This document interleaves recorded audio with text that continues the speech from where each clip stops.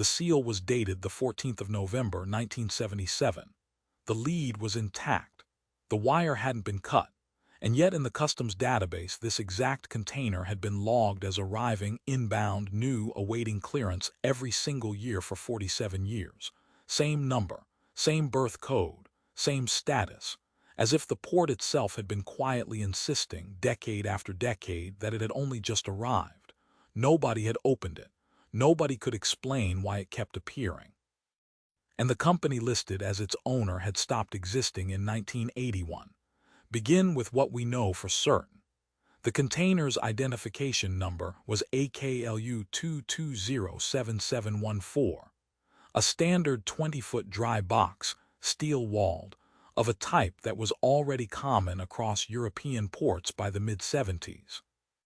It was sealed at the Eemhaven section of the port of Rotterdam on the 14th of November, 1977, under a customs hold pending documentation that never came. That part isn't unusual. Containers get held all the time. Paperwork goes missing, duties go unpaid, importers disappear. What makes AKLU 2207714 different is what happened next, or rather, what kept happening. Every year when port systems migrated to newer software, the container's record migrated with it, and each time the migration script flagged it as a fresh inbound entry. New arrival, status, awaiting clearance. The date would update. The container would not move.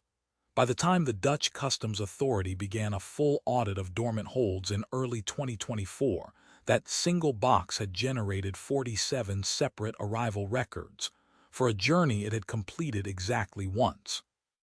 The seal, when inspectors finally located the unit in a rarely used corner of the yard, was still the original, still 1977, and the rust on the doors told them it had not been touched in a very long time. Here's where the story turns, and it turns in a direction nobody expected.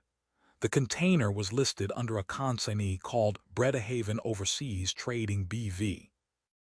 A small import firm registered in the Netherlands in 1971. On paper, an ordinary business.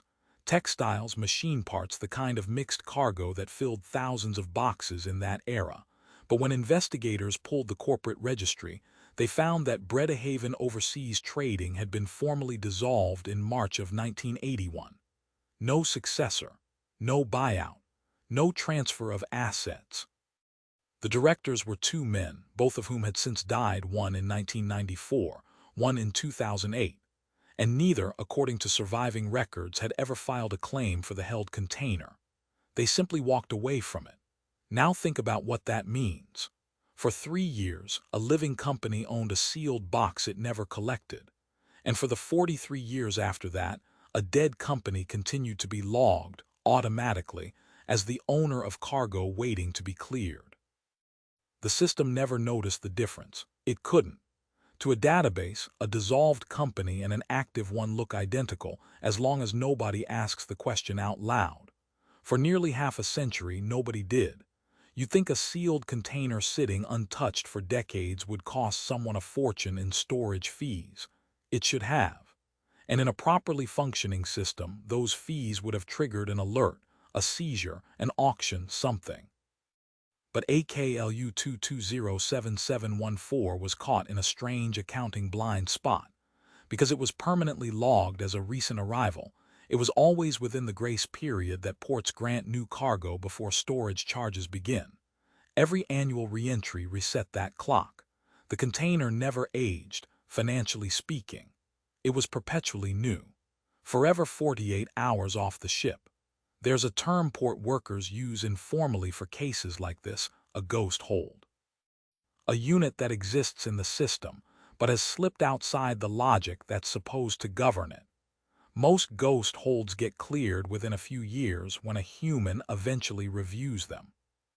This one survived because the corner of the Eemhaven yard where it sat was reorganized in 1989, and the physical box was effectively misfiled against its own digital record. The paperwork said one location.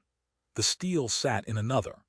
And so the two halves of the container, the data and the object, drifted apart, each surviving alone, neither ever quite findable by anyone looking for the other. The container might have stayed lost for another 50 years if not for a change in European customs regulation. In 2023, new transparency rules required Dutch ports to reconcile every open customs hold against a verified physical inventory, not just the database, the actual metal. Teams walked the yards with handheld scanners, matching container numbers to records one by one. Most reconciled in seconds. AKLU 2207714 did not. The scanner returned a number that, according to the system, had arrived 11 days earlier. The rust said otherwise. So did the seal. So did the faded stenciling on the side, in a font style that had been discontinued by the late 70s. The auditor who found it, a customs officer named in the internal report only by employee code, reportedly stood looking at the doors for several minutes before calling it in, because the contradiction in front of him was total. A brand new arrival that was visibly, physically, decades old. When they pulled the full history and saw the 47 duplicate entries stacked behind a single original shipment, the case was escalated immediately. And the decision was made to do the one thing no one had done since November 1977: open it. The opening was not dramatic in the way you might imagine. There were no crowds, no cameras. A small team in a cordoned section of the yard, a bolt cutter, and a written record of every step. The seal, lead, original, stamped with a 1977 customs mark that hadn't been used in over 40 years, was photographed extensively before it was cut. That detail mattered. An intact original seal meant the container had genuinely never been opened since the day it was sealed. Whatever was inside had been inside the entire time. When the doors finally swung back, the air that came out was stale, dry, and faintly chemical. Inside, the cargo was almost mundane. Crates of textile components, bolts of fabric, industrial fastenings exactly as the original 1977 manifest had described. No bodies, no treasure, no contraband. For a moment, it seemed the great mystery had a boring answer, just forgotten freight that bureaucracy had failed to bury. But then someone checked the manifest against the crates, and the count was wrong. One crate, listed clearly on the 1977 paperwork, was not there. The space where it should have been sat empty, clean, dust-free, in a container sealed for 47 years. Stop and consider the impossibility of that.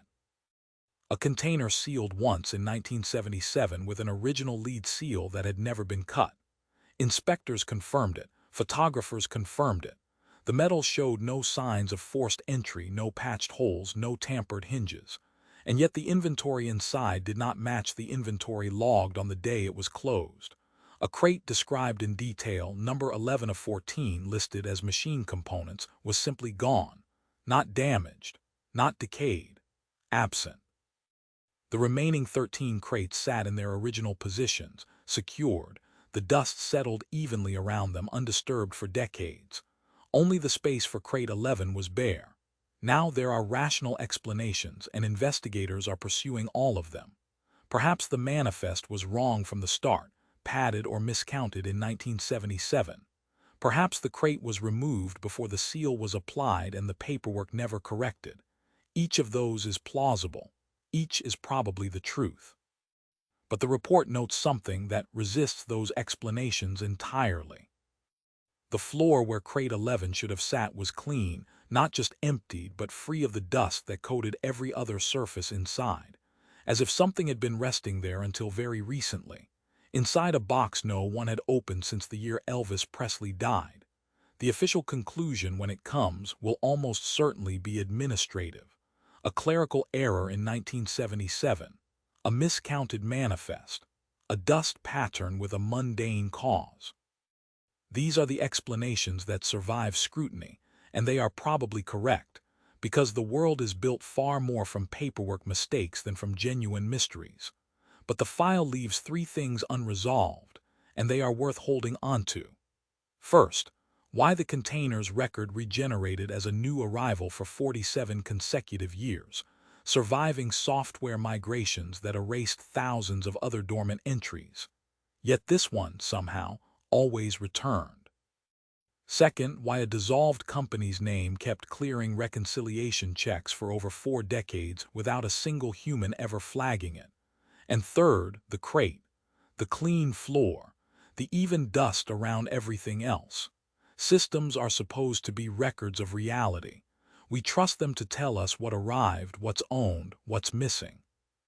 But AKLU2207714 spent 47 years quietly proving that a record can keep insisting on something long after the truth has changed underneath it.